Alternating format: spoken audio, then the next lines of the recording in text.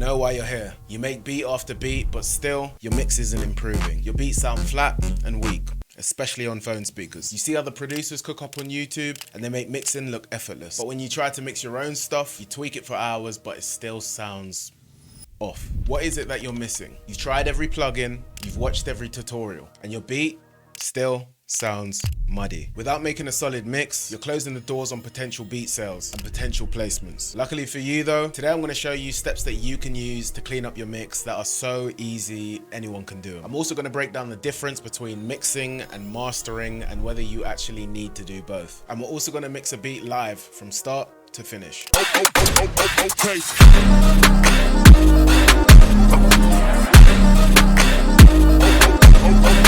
Now, this video is going to have a lot of yapping, but if you're serious about improving, I know you'll stick around. Oh, say less. Let's get into it. Mixing is not that deep. Now, we've all seen these pro engineer mixing tutorials where they do like 20 steps just to mix a snare. Alrighty, now we want this snare nice and punchy. So what we're going to do first is add some parallel compression and maybe an EQ with a bell curve to really round those lows, and perhaps another EQ to really tame that high end a bit.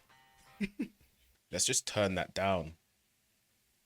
Now, in all seriousness, yes, there is a place for complex mixing, but for what we're doing, that complex shit is just not necessary. But something you've got to understand is this: music production is simple, but don't confuse simple with easy. Mixing is built on the most basic concepts: volume, EQ, space.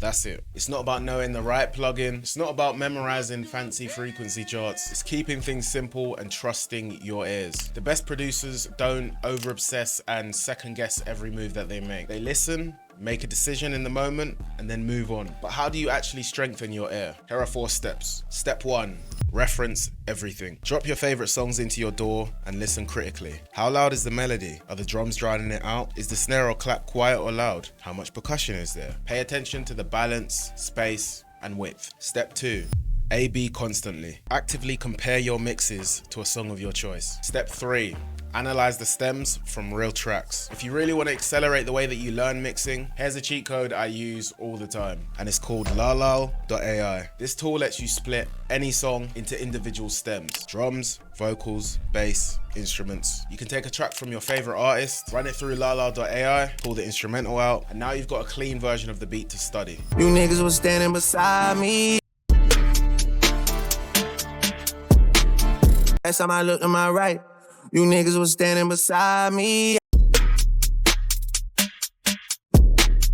But what does that do for you? You hear how much space they left for the vocals, how loud that kick really is, where the snare sits, how clean that low end is without all the vocals masking it. Then you line that up next to your own beat, and the gaps in your own mix get obvious real fast. Maybe your 808s are drowning out your melody. Maybe your perks are too loud, or you just have way too much going on. After that, you could even use LALAL.AI to grab your extracted vocals from that song you referenced and put it over your own beat. I'd say that's one of the easiest ways to sharpen your ear and level up your mix, since you're comparing your mix with a mix that's actually been proven to work. Now, this video is sponsored by LALAL.AI, but if you've been a long-time viewer of my channel, you'll know I've used this service a ton, and that was before any form of partnership. So you know I wouldn't recommend anything that I personally wouldn't use myself. So if you think this service would be of help to you, I've dropped a link in the description that you can use below if you want to check it out and try it out for yourself. Also, quick side note, if you're an artist or you're a content creator and you need to clean up some vocals, LALAL.AI even has an echo and reverb remover. Last time I looked to my right, you niggas was standing beside me. You grab your vocal track, drop it in here. I don't give a fuck if you like me. Asking me how did it feel? And you can even enhance the clarity of your vocals. Anyway, on to step 4. Limit your tools. Try to purely stick with leveling your sounds, EQing, and panning just for the next few days. This forces you to train your ears instead of your plugin folder. Because if you can achieve a solid mix just with the fundamentals, your ears will get sharp and mixing will become much easier. And also make sure to give your ears a rest. Cooking up for 12 hours a day is only going to tire your ears out, so leave your house. Right, now let's put this all into practice just using the basics. Now with this beat, all sounds used are going to be from Imperium 2. That's going to be dropping very soon. If you want to join the waitlist, link in description. All right, now the first thing I'm going to do before I forget is to apply a fruity soft clipper to the master. I just leave this on the default settings. This is just so I can boost my 808 and get it to slap without the sound clipping. Then I'll throw some fresh air on the master just to make the master sound a bit crispier. Let's listen to just our melody, with and without fresh air. And let's turn it on. You don't have to use these exact values, just play with them and see what works for you. Now the first thing that I'm going to do is remove the low end from my melody so that the frequencies from the 808 doesn't clash with it. Don't feel like you have to replicate the exact hertz and numbers I'm using. Literally just use your ears and listen to it yourself. I know I want this area here to be filled by my 808. Now let's unmute our 808. It's sounding a little bit weak to me, so we're just going to go into these pre-computed effects. We're just going to boost it a bit. Now I can get into the perks. Let's unmute this snare. Maybe I'll turn it up a little bit,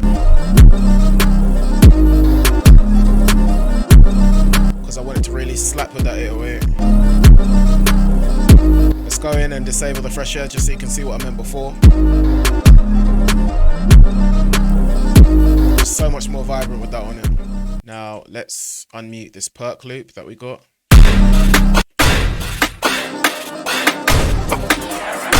It's hard, but it's just way too loud. Okay. Let's drop it down a bit. And now I'm just going to slowly unmute the other stuff.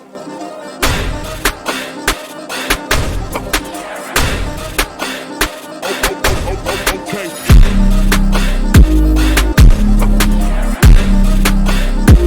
Now we've got this little perk loop on the end here. Let's see how loud it is.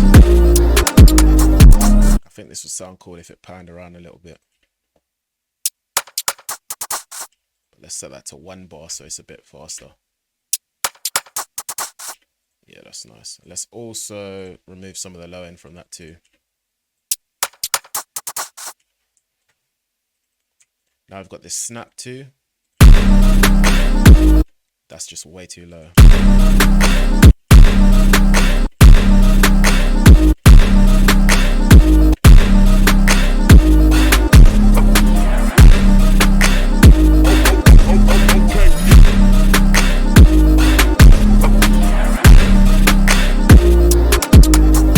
See, all I've done is just level the sounds and add some panning to one of the sounds. I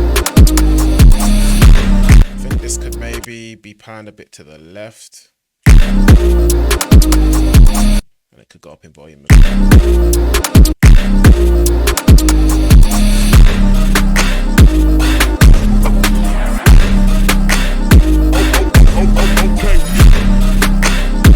can up the melody a bit. And the beat just sounds hard, at least to me anyway. And all I've got on the master is a fresh air, which is a free plugin, and a soft clipper. As you can see, if you have some decent quality sounds, leveling and sticking to the basics is going to do the majority of the work for you. All right, now finally, what is the difference between mixing and mastering, and do you need to do both? Mixing is all about the balance of volume and frequencies in your beat. Pretty much everything that I've mentioned. But mastering, that's a little bit different. Mastering is just the final touch. It's about loudness and polish, making sure that your beat hits on every system, whether it's a car, headphones, or club speakers. If your mix is solid, mastering is just that final 5 to 10%. 95% of beats with a solid mix will hit without any mastering done to it at all. But if your mix is a mess, no mastering chain can solve it. Now, if you're a producer that just focuses on uploading to YouTube, BeatStars, or sending beats out to artists, your main focus should just be the mix. You don't need to obsess over LUFS levels or stereo imaging plugins. The beat doesn't sound good by itself. Just get a solid mix, let the engineer handle it. If you want to dip your toe into mastering though, I would recommend Ozone. Like, all their plugins are just